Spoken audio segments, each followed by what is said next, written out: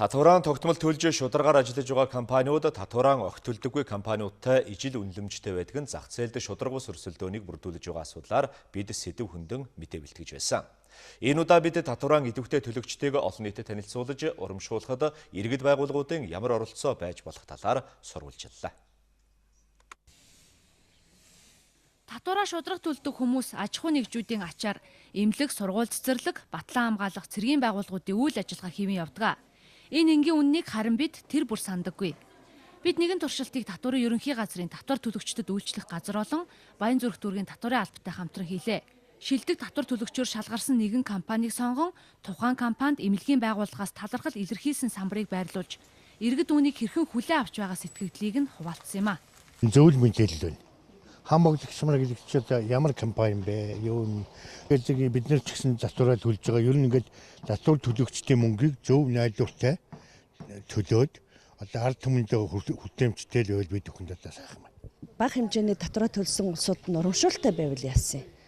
Тэр татвараа их агшиг олоод байгаа улсууд, татвар төлөхгүй байгаа улсуудад торгуулийн өндөр тавиад өгвөл яасан гэсэн тийм л надад бол тийм саналтай л байна. Байнга одоо цагтаа төлдөг тэр татвар төлөгч компаниуд бол сайн л байдаг. Үүргээ биелүүлж гэсэн үг шүү дээ. Тэрээс гавьяа гадаад байгаа бол байхгүй шүү дээ. Улсын өмнө хүлээсэн үүргээ хүлээж байна. Иргэн бүр аж ахуйн нэгж бүр энэ хүлээсэн үүргээл гүйцэд сайн биелүүлээд байвал энэ төр засагт чинь бас нэмэр болох л байна. Яг энэ туршилтыг бид мөн нэгэн цэцэрлэгтэй хамтран хийж иргэдийн хүлээн авалтыг сонирхлоо. Энгийн ийм туршилт иргэдэд мэддэг юм шиг хэрнэ мэдээлэлгүй байдаг зүйлийг сануулсан болохыг хэлж байна. Татвар төлөгч шилдэг аж ахуй нэгж гэсэн пайзнаас өөр зүйл авч үзээгүй байгууллагын хувьд ийм төрлийн урамшуулал татвараа огт төлдөггүй компаниас ялгарах нэг үнэлэмж болж байгааг хэлж байна. Нөгөө талаар төсвийн байгууллагууд ч татвараа тогтмол төлдөг үлгэр жишээ иргэд аж ахуй нэгжийн хүчинд ажлаа тасалдалгүй найдвартай явуулж байгааг уламжлах нэг боломж болсныг ярьсан юм а.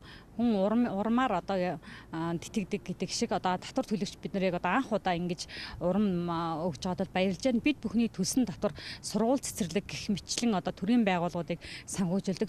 Би бас боддог л да энэ хувийн хөвшил бай, төрийнхч бай одоо ер нь одоо энэ хүмүүс цаг хугацаанд татвар төлөөд ер нь иргэд ард түмэн ч ялгаагүй бүгд л татвар төлөгч тийм ээ. Энэ одоо хүмүүс маань бүгд л одоо татвараа цаг хугацаанд нь төлөөд ивэл одоо их үр дүнтэй. Тэгэж татвар төлж байгаа хүмүүст одоо бас баярснаа хэлэх нь зөв байх гэж байгаа. Ер нь иргэн хүн өөртөө хариуцлагатай байх хэрэгтэй тий. Татвар төлөгч хугацаанд нь төлөөд байх юм бол одоо улс орны маань нийгмийн хөгжилд болоо тэр хүүхдүүдийн маань ирээдүйн хөгжилд болоо тэр ер нь бүх зүйл дээр одоо мэдээж ач холбогдолтой. Татвар төлөгчдийг эх орны хамгийн чухал хариуцлага хэрэгжүүлэгч гэж хүлээж авах нийгмийн сэтгэхгүй хангалтгүй байна. Олон улсын жишгээр бол шилдэг татвар төлөгч байгууллагуудыг татварын хөнгөлөлт урамшууллаар дэмжих, олон улсын болон дотоодын нислэгт тусгай үйлчилгээ үзүүлэх зэрэг янз бүрийн урамшуул үйлчилдэг байна. Харин манай улсад татвар төлөгчдөд баярлснаа илэрхийлэх үнэлэмж дутмаг байгааг олон нийтийн зүгээс илэрхийлж байлаа.